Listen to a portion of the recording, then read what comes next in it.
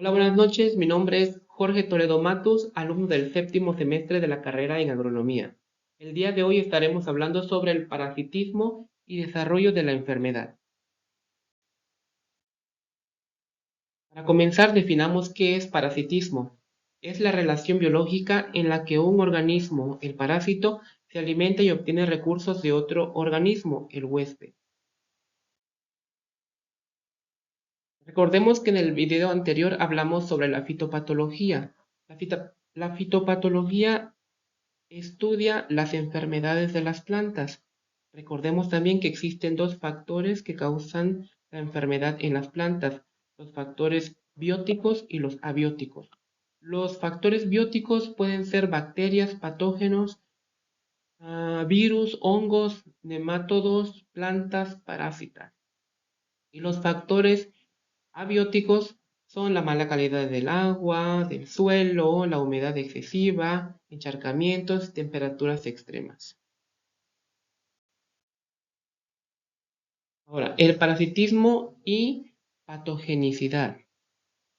¿Qué es la patogenicidad? Es la capacidad de un organismo para causar enfermedad a otro organismo. El parasitismo se diferencia del mutualismo en que el primero no recibe ningún beneficio de la interacción. Los parásitos se alimentan de los seres vivos, los cuales en algunos casos pueden llegar a morir a consecuencia de la alimentación del parásito. Bueno, ahora hablemos sobre los niveles de parasitismo. Existen tres niveles de parasitismo y dentro de ellos hay otros subniveles. Pero vamos a hablar primero sobre el parasitismo obligado. Este ocurre cuando el parásito es totalmente dependiente del huésped para vivir y complementar su ciclo vital, ¿no? Sin la posibilidad de sobrevivir o reproducirse por sí mismo. Estos pueden ser virus, nemátodos, fitoplasma, algunas bacterias y hongos. El parasitismo facultativo, pues es todo lo contrario, cuando un organismo puede vivir independientemente de un huésped, ¿no? Puede haber o no, y así puede completar su ciclo vital. Esos son los hongos y plantas parásitas. Y el parasitismo accidental se refiere a una infección inusual, donde el organismo no esencial es infectado por un parásito, y este último no logra completar su ciclo de vida en dicho huésped. Ahora hablemos sobre el parasitismo y el antagonismo. El antagonismo se refiere o se da cuando un organismo afecta adversamente el medio en que vive otro organismo. Por ejemplo, el hongo tricoderma que inhibe hongos que causan enfermedades a otras plantas, a todas las plantas, ¿no?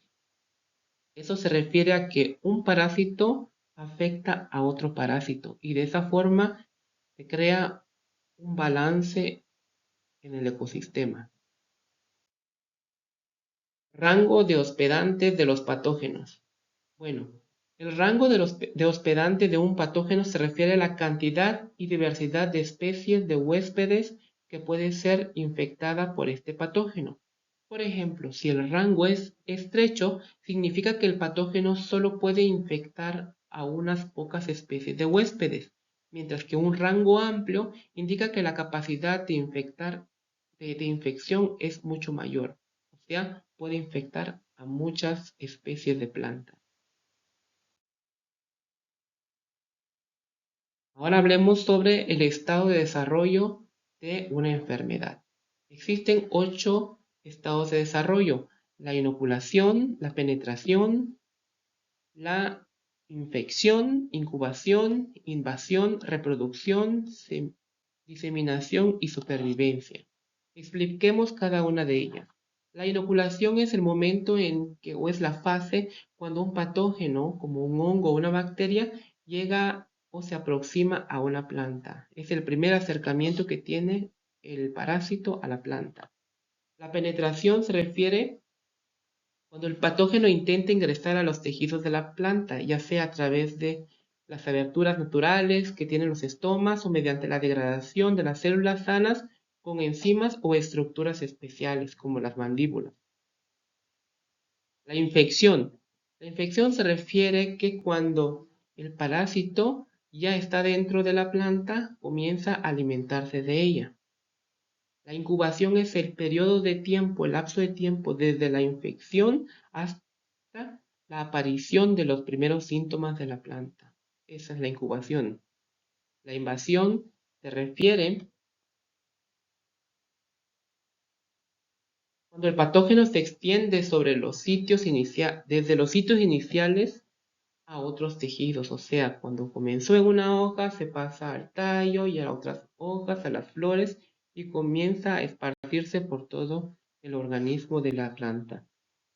La reproducción se refiere cuando el patógeno se reproduce activamente dentro del hospedador y debilita a la planta. La diseminación es cuando el patógeno comienza a emigrar a otras plantas cercanas para volver a realizar su ciclo. Y la supervivencia, pues, se refiere a que el patógeno sobrevive en el ambiente hasta que encuentre un nuevo hospedador para iniciar el ciclo de la enfermedad. Ahora hablemos sobre la infección y daño en las plantas. Cuando la infección ocurre cuando un patógeno, un hongo, una bacteria o virus entra a la planta y se desarrolla. Y el daño se refiere a las consecuencias visibles y funcionales adversas en los tejidos y la integridad de la planta, que va desde el amarillamiento y la pudrición hasta el marchitamiento y la muerte, ¿no? Cuando una planta está infectada, los frutos, por ejemplo, comienzan a nacer deformes, con pequeñas manchas, llegan hasta pudrirse o caerse, ¿no? Bueno, ahora hablemos sobre los efectos de los patógenos en las funciones de las plantas. Bueno, los efectos en las funciones fisiológicas de las plantas son la fotosíntesis, por ejemplo. Cuando un patógeno entra a una planta y comienza a secar sus hojas, empieza a haber menor cantidad de partes verdes. Esto afecta a la fotosíntesis, ¿no? Que es a través de la cual la planta se alimenta y obtiene energía. Entonces, el transporte de agua y nutrientes se refiere que cuando los patógenos se encuentran dentro de los conductos a través de los cuales la planta transporta el agua y los nutrientes, pues estos se bloquean y debilita a la planta. La absorción de agua y solutos, pues sabemos muy bien que las plantas se alimentan a través de las raíces y cuando organismos como los nematodos están afectando esos órganos de las plantas, pues debilitan e impiden que la planta se nutra. Y las funciones de los estomas, que sabemos que los estomas son órganos a través de los cuales las plantas realizan un intercambio gaseoso y favorecen la evaporación de agua. Pues esto ha sido todo, les agradezco su tiempo. Muchas gracias.